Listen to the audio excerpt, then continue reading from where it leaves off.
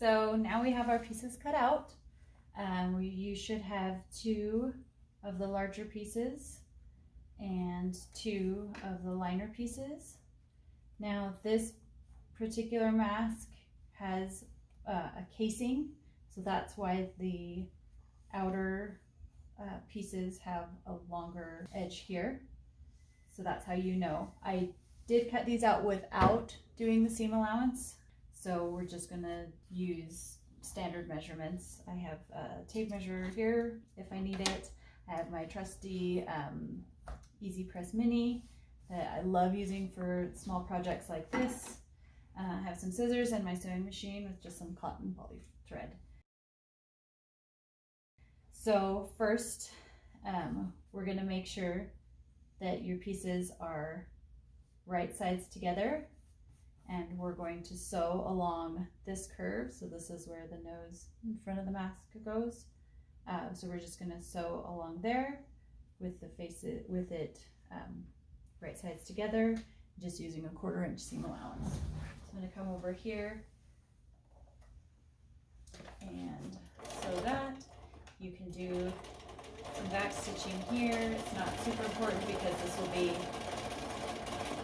sewn in later.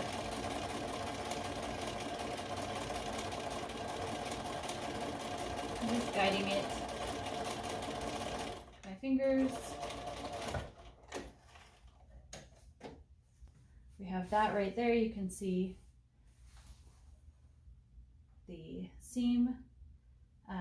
We can just do the other piece really quickly here.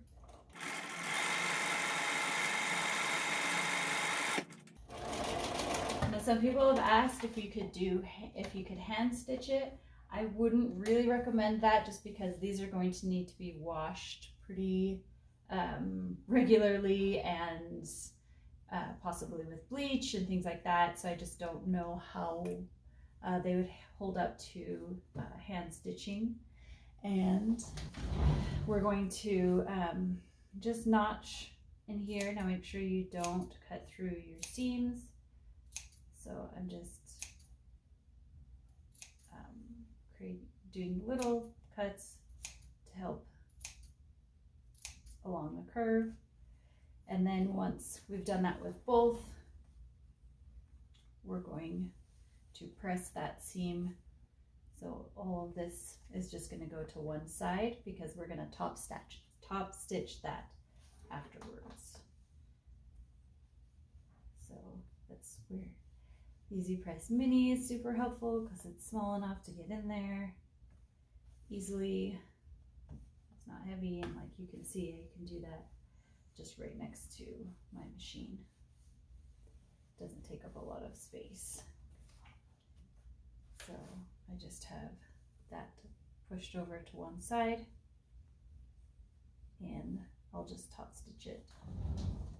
And I want to keep that top stitching pretty close to my original seam.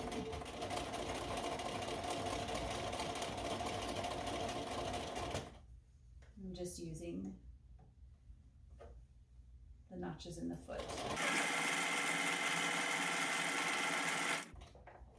Since these are going to be washable, reusable, I want to make it as sturdy as we can. So that's with this top stitching. And we would do the same with that side. Now, the next step for this, and I'm just going to focus on this piece for now, is we would fold over this raw edge, press, and then we would top stitch that. Top stitch that down so we don't have that raw edge. Okay, now we're going to do the outer part of the mask just because it's a little bit more complicated and it has the casing.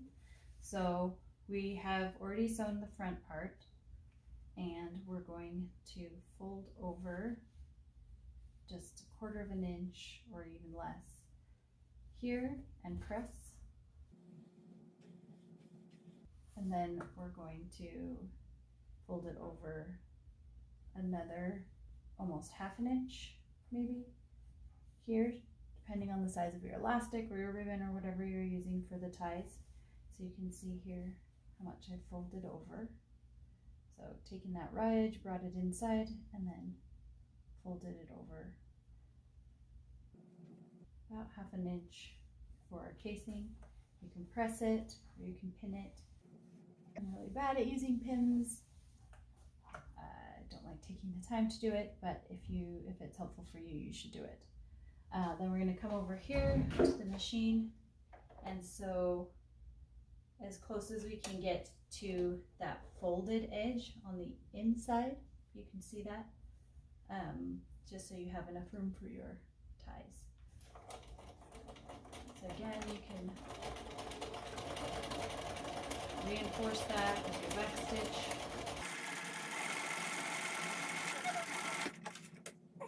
There you have a nice finished casing. You can trim your threads as you go, or do it all at the end. Generally end up with threads all over me by the end. So then you're going to do the other side just the same way. I like doing this step before I've put them together, because that's the next step. It just makes it a little bit easier to handle each piece and the folds and everything when they're not quite together yet.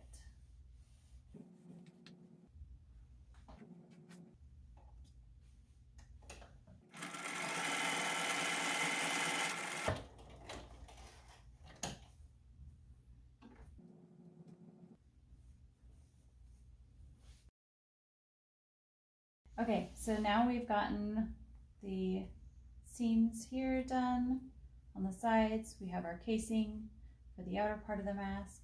So what we're going to do now is we're going to put them right sides together and match them up along these middle seams as well as you can so that they fit in together. And then we're going to sew across this top curve from edge to edge of the inner part. So we're not going to sew across the casing because obviously we want to leave that open for our ties or our elastic. And then we're going to sew across the bottom in the same way with just a 1/4 inch seam. We'll come over here. I'm going to reinforce the seam a little bit there. Needle down and lift a little, make sure that I have it correctly.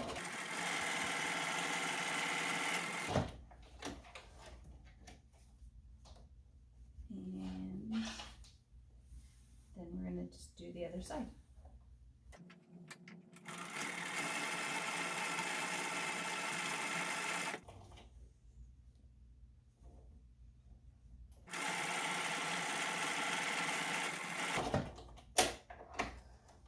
You don't have to leave any openings other than what's already going to be there for the pockets.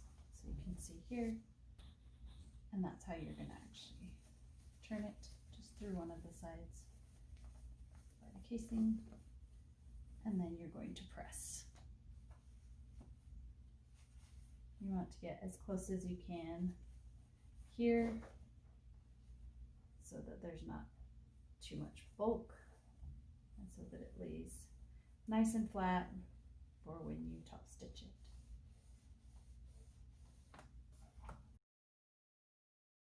Okay, so now we've pressed all those sides down and we're going to top stitch along here. Just again, that just reinforces, makes it look finished, strengthens.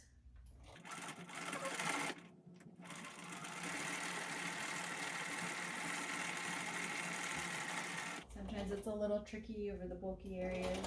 You have extra seams. It likes to get caught. Just be aware of that.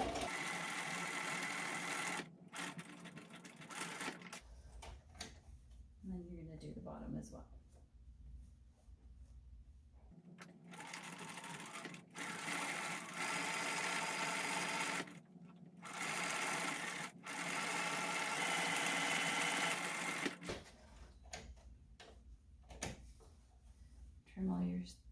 threads. And I'll clean those up later, but you can see that there's still space for you to put in liners or extra filters or things like that. So this is the outside, this is the inside. Now we're going to talk about the different elastics or tying mechanisms you can use. So I've been using elastic I just had on hand, just 1/4 inch wide. You can use thinner. I wouldn't recommend thicker just because you have to make your casing bigger. But if that's what you have, use what you have. You could also use ribbon. Just make sure that you burn or otherwise finish the ends, because this will, with washing, just kind of fall apart. So make sure that you finish those so that they last longer, and make them long enough so that it can actually reach and be easily tieable. And then I found these kind of bread ties. If you're worried about making sure that the mask is tight over the bridge of your nose, you could always put this in. This one is a good one because it's got a plastic covering, so it's not gonna fall apart in the wash. But you could always insert it over the bridge area and then just sew again a little, almost like a casing. So you're just going to put another seam, kind of like a little rectangular box along there to keep it in place, so that when you are wearing it, you can form it to your nose and it will hold its shape. And for inserting your elastic or your ribbon, I just use a small safety pin on, thread it through one side of your elastic, and then I come up from one end, so I go through the casing on one end, and then as I go up, I'll come up around here and then back through the top around, and then I do a zigzag stitch joining the two ends. So it's pretty simple, or if you're just doing it with ribbon and 2 pieces, then you can just do them long through each side. So pretty easy. Hopefully this helps you make your own, make some to donate, whatever you're planning to do. I hope to see your finished results. Thanks.